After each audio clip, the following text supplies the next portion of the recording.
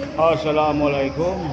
Araw ng Biyernes at nandito na po ako sa Aina Muñoz at kagaling ko po sa Masjid Al Burhan at medyo may mga masinsing kami napag-usapan doon at ibinalita ni Ka Rashid ang mga pagkakawala ng cashback, inuhulugan. Alam niyo na, may nagka-interest, gano'n na po kasimple yun, na tinangay yung abuluyan. Pero ika nga bahala na po si Allah kung naman may gawa. At nakasabay ko rin po yung mag-aama,